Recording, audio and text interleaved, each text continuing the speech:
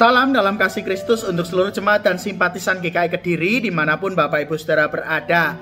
Kita kembali lagi dalam sarapan, sapaan pengharapan. Dan saya selalu senang ketika harus menyapa Ibu Bapak dan Saudara sekalian di dalam program sarapan GKI Kediri. Sebelum kita mendengarkan firman, kita akan bersama berdoa. Mari kita berdoa. Tuhan, kami memohon rahmat, hikmat, dan penyertaan Roh Kudus di dalam pembacaan dan perenungan firman Tuhan.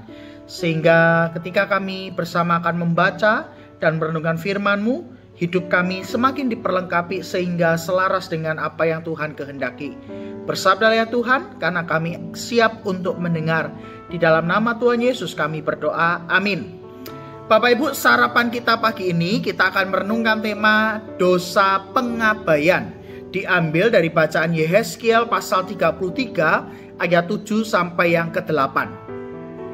Dan engkau anak manusia, aku menetapkan engkau menjadi penjaga bagi kaum Israel.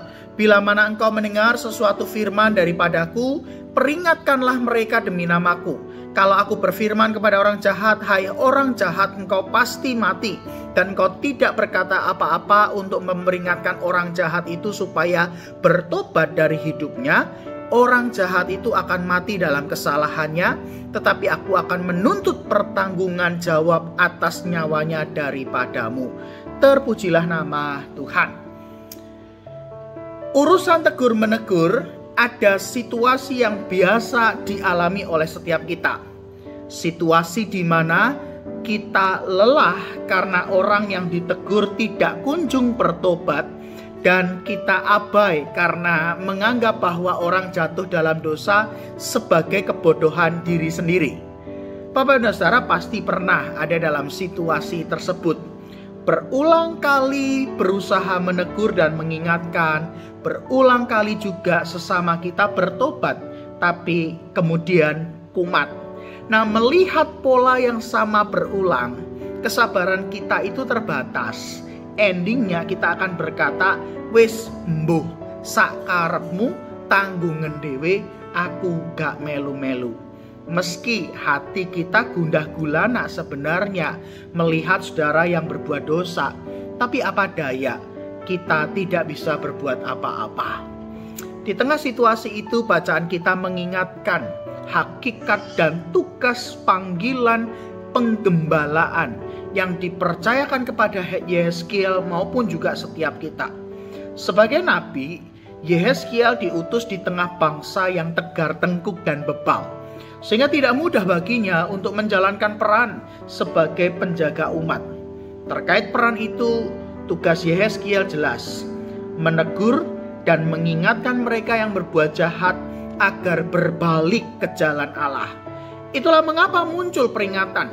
Kalau Yehezkiel tahu sesamanya berbuat dosa tapi ia tidak memperingatkan orang jahat itu, maka Allah akan menuntut pertanggungan jawab kepada Yehezkiel. Pada dasarnya ibu bapak dan saudara sekalian, peringatan ini terkait bahwa Allah tidak menghendaki adanya pengabaian. Karena sikap abai itu sangatlah bertolak belakang dengan pribadi Allah yang penuh kasih, yang peduli dan menaruh perhatian pada umat yang dikasihinya. Bapak dan Saudara, sebagai keluarga dan gereja, kita dipercaya oleh Kristus tugas dan panggilan serta peran yang sama dengan yang dipercayakan Allah kepada Yehezkiel waktu itu. Meski teguran kita tidak selalu didengar dan bisa jadi malah diabaikan oleh sesama kita, jangan pernah lelah dan jangan pernah menyerah untuk terus menegur dan mengingatkan sesama yang hidup dalam dosa. Sebab ketika kita abai terhadap sesama yang berbuat dosa, kita tidak hanya sedang membiarkan mereka hidup dalam dosa, tapi di saat yang sama kita sedang menolak apa yang dikehendaki dan dipercayakan Allah untuk kita lakukan. Amin. Mari Bapak Ibu kita berdoa bersama-sama. Tuhan, terima kasih untuk tugas serta peran yang Engkau percayakan kepada kami dalam hidup relasi bersama dengan orang-orang di sekitar kami. Maka mampukanlah kami untuk selalu hidup dengan benar dan sesuai dengan kehendak Tuhan. Dan Tuhan pun juga memperlengkapi kami supaya ketika kami berhadapan dengan orang yang berbuat jahat ataupun orang yang berbuat dosa, Tuhan bisa memakai kami untuk mengingatkan dan menegur mereka. Dan pagi ini Tuhan, kami hendak berdoa untuk kehidupan keluarga kami masing-masing. Kami memohon Tuhan kiranya terus menghadirkan cinta di tengah hidup berkeluarga kami. Tuhan terus menambahkan sukacita dan damai sejahtera, sehingga hidup keluarga kami tetap ada dalam keadaan yang harmonis. Kami juga selalu bertumbuh dalam kasih, sehingga kasih itu nampak melalui kehidupan kami yang saling mengasihi. Maka berkatilah keluarga kami ya Tuhan, sehingga dengan kasih yang Engkau berikan bagi keluarga kami boleh terus bertumbuh, kami boleh terus hidup dalam harmoni, dan Tuhan akan terus memimpin jalannya kehidupan keluarga kami, sehingga hidup berkeluarga kami senantiasa diberkati oleh Tuhan. Pagi ini kami hendak memulai seluruh aktivitas kami. Tuhan berkatilah, naungilah langkah kami, dan kiranya Engkau buat segala sesuatu yang kami lakukan menjadi berhasil.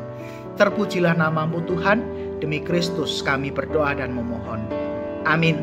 Bapak Ibu, selamat melanjutkan aktivitas pagi ini dan sepanjang hari bahkan sepekan ini. Kiranya kita tetap bersemangat dan bersukacita karena Tuhan memberkati Bapak Ibu semua.